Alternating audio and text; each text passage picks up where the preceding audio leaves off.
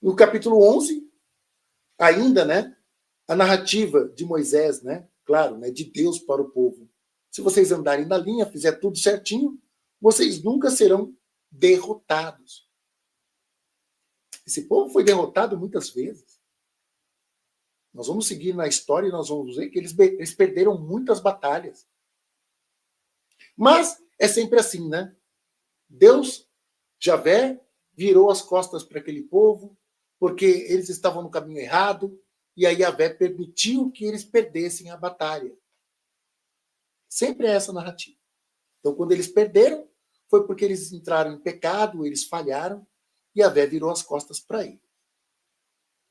Capítulo 12, a ordem de Deus para a posse da terra.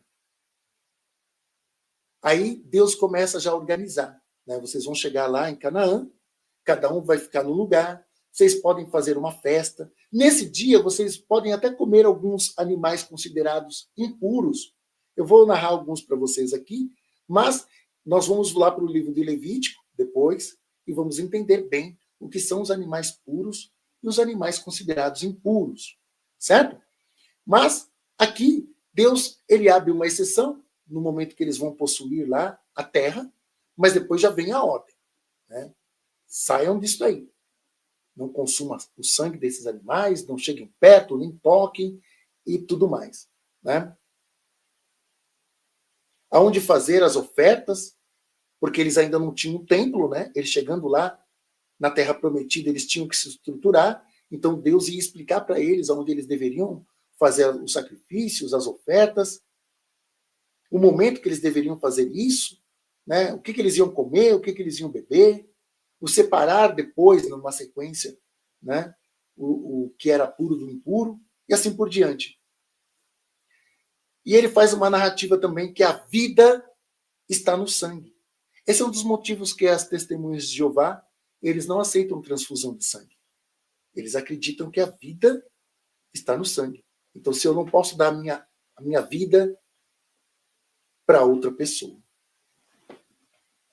Mais uma vez, né, no capítulo 12, Deus diz que odeia os cananeus, que odeia aquele povo. Então, vocês vão ver muitas vezes, né, no livro de Deuteronômio, Deus dizendo que odeia os cananeus. Deuteronômio, capítulo 13. Se surgir um adivinho no meio de vocês, matem ele. Tirem ele do meio do povo. Matem a pedrada. Primeiro um atira a pedra. E depois todo o grupo, para matar ele sem dó. Se uma pessoa apresentar um outro Deus, né, vir com outra doutrina, mate essa pessoa também. Tudo ordem de Deus, gente. E se numa cidade próxima vocês perceberem algum culto a outros deuses ou qualquer coisa, vai lá, matem a todos. Mate a todos. Destrua tudo. Queime tudo. Isso vai ser agradável a Deus. Então, é queimar os objetos, queime as pessoas, acabem com tudo. Deuteronômio.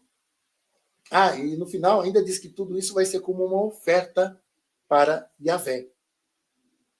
Deuteronômio capítulo 14.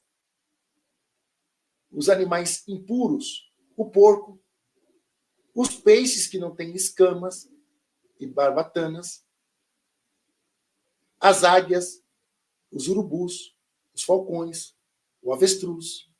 Gente, depois a gente vai ver uma relação de animais impuros lá no livro de Levítico, tá bom? A gente pode segurar aí um pouquinho, depois a gente vai entrar, né, nesse assunto dos animais puros e dos animais impuros.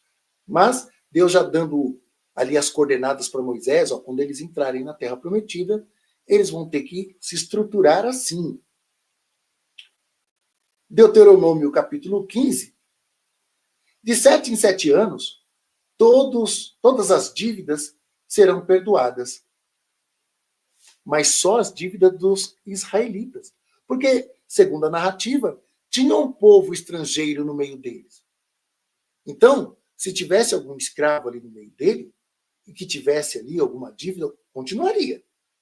Eles costumavam escravizar até mesmo israelitas. E até mesmo a narrativa aqui fala, né? Se algum israelita estiver aí na sua casa como escravo, depois de 7 anos você tem que libertá-lo. Mas se ele não quiser ir embora, se ele gostar muito de você e de ser escravizado, né? Você fura a orelha dele com um furador. Costume da época, né? E ele vai ser seu escravo pelo resto da vida. Ele, a esposa, se tiver filhos, ficarão com vocês o resto da vida de vocês.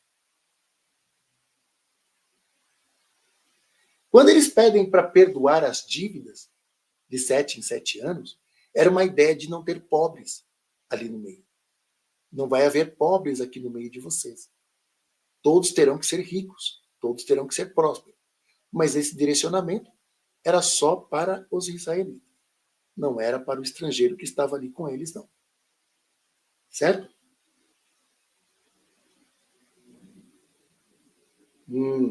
Eles davam uma ordem também se esse escravizado, israelita ou não, na hora de ser liberto, aquele que o escravizou deveria entregar para ele algum presente.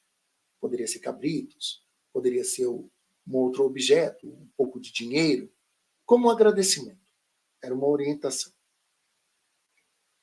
Então, gente, chegamos aqui até o capítulo 15 do livro do Deuteronômio. Fiz essa narrativa bem objetiva para vocês. Aconselho a vocês a pesquisarem, né, a dar uma olhada. Se vocês ainda não tiveram oportunidade de ler, ou então de escutar, como eu já sugeri, escute, né, tirem as suas próprias conclusões, né, livre-se, né, tira o véu da ignorância colocado aí nas cabecinhas de vocês, né, pelas doutrinas de dentro da igreja, e leia a Bíblia assim, nua e crua. Dá uma lida e tire as suas conclusões.